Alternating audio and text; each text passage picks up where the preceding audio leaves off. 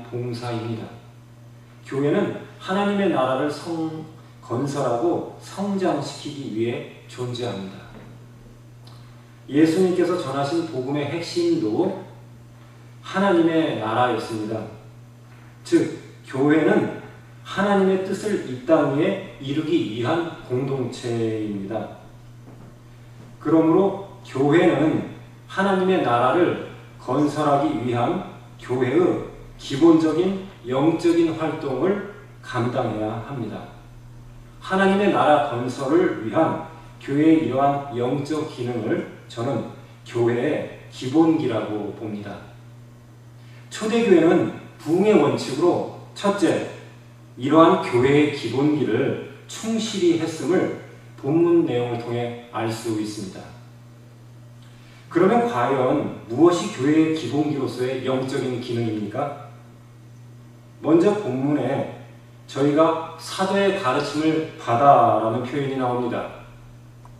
즉, 사도의 가르침이 있는 교회입니다. 말씀을 가르치고 배우는 교육이 있는 교회, 곧 하나님의 말씀의 기관으로서 교회의 영적 기능입니다.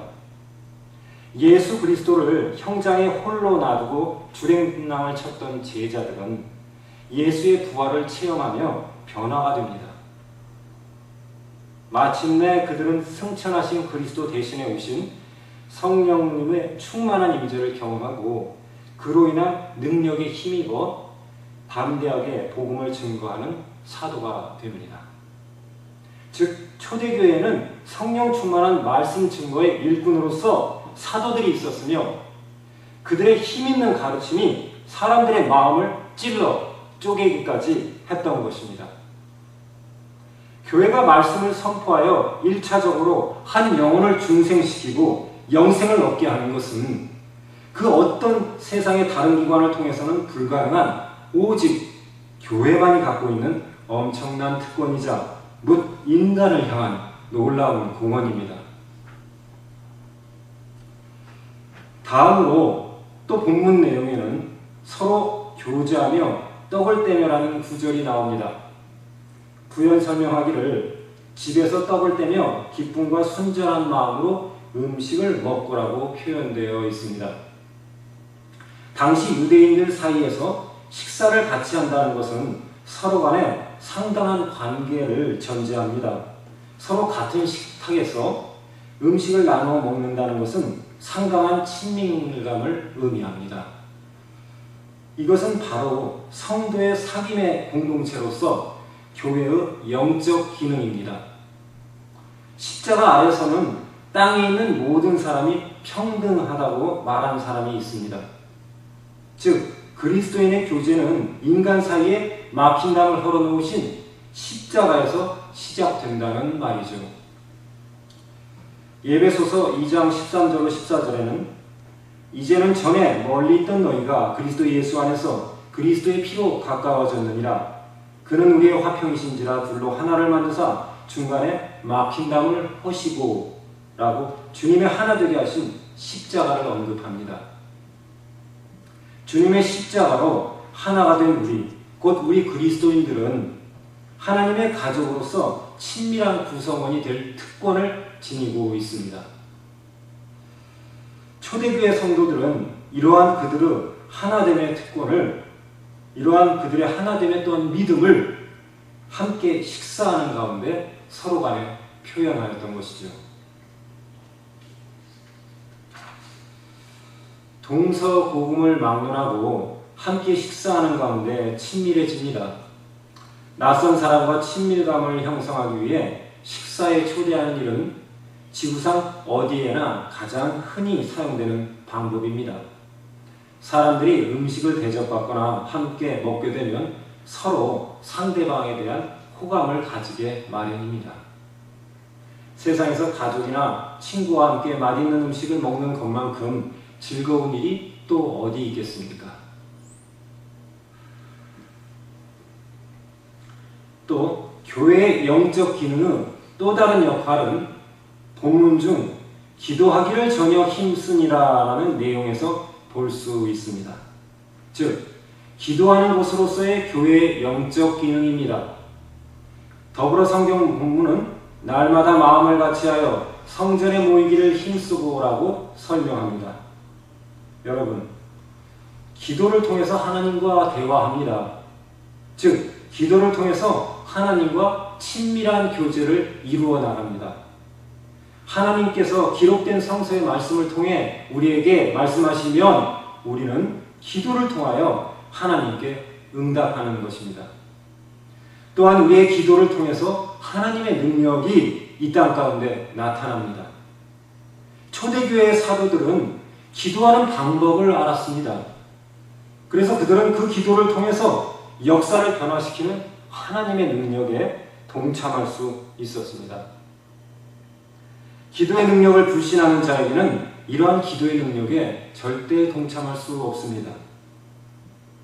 이사야서에서 하나님께서 내 집은 만민의 기도하는 집이라고 말씀하십니다. 초대교회 성도들은 부지런히 성전에 모여 한마음으로 기도하기를 쉬지 아니하였습니다. 우리는 위에서 교회의 기본기로서 교회의 영적 기능 3가지를 살펴보았습니다. 즉, 이러한 교회, 말씀의 가르침이 있고 형제 자매로서의 참된 친교의 나눔이 있으며 더불어 기도가 끊이지 아니하는 교회는 반드시 성령의 역사가 충만합니다.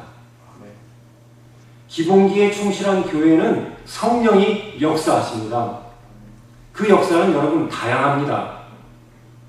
초대교회처럼 초자연적인 기적의 역사가 있을 수 있으며 로마서 12장에 언급된 7가지 은사와 같이 우리의 삶의 현장에서 평범한 모습으로도 나타날 수도 있는 것이죠.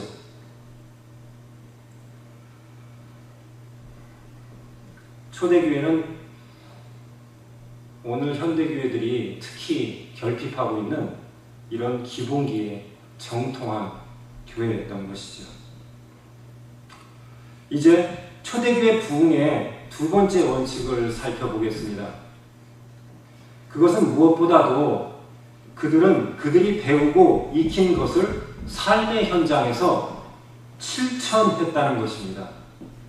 본문 말씀 중에 믿는 사람이 다 함께 있어 모든 물건을 서로 통용하고 또 재산과 소유를 팔아 각 사람의 필요를 따라 나눠주고 라는 표현이 나옵니다. 여러분, 이 구절은 상당히 심각한 내용입니다. 특히 이 자본주의의 승자 독식의 원칙이 엄존하는 이 정글 같은 사건의 현실 속에서 참으로 황당하기조차 하는 내용입니다. 기독교 역사 이래로 위 말씀으로 인해서 실족한 경우가 허다합니다. 어떤 이는 이 말씀을 설교 중에 구렁이 담 넘어가듯 별다른 의미 부여 없이 구제의 일례로 간주하고 지나칩니다. 또 어떤 이는 먼 옛날의 전설적인 이야기로 듣고 지나치죠. 왜냐하면 그래야 마음의 찔림이 덜하거든요. 최근에 저는 어떤 대형교회 부목사가 설교 도중에 위 본문 중의 행위들이 당시 초대교회 성도들이 예수님이 2-3달 안에 늦어도 1년 안에 재림할 것이라고 착각을 해서 행한 일들이라고 설명하는 것을 들었습니다. 며칠 뒤에 세상의 종말이 올 터이니 물질들이 별 의미가 있겠나 하는 차원에서 자신의 것들을 남들에게 베풀었다는 묘한 암시를 던지는 이야기이죠. 그 이야기를 들으니 19세기경에 유럽에서 노스트라다무스의 예언으로 지구의 종말이 임박했다고 소동을 벌였던 일이 생각납니다. 그때 어느 각부가 자신의 재산을 일주일 만에 다 탕진했다고 하죠. 결국 착각이었다는 것이 드러났지만요. 저는 위 본문이 아무리 곤란한 내용이라 할지라도 어찌 착각으로 일어난 일이라고 설교를 할 수 있는지 해도 너무한다는 생각이 들었습니다. 물론 그럴 가능성은 있겠죠. 그런데 참 이상합니다. 그런 착각의 근거에서 일어난 사건을 사도행전의 기자인 누가는 2장뿐만 아니라 4장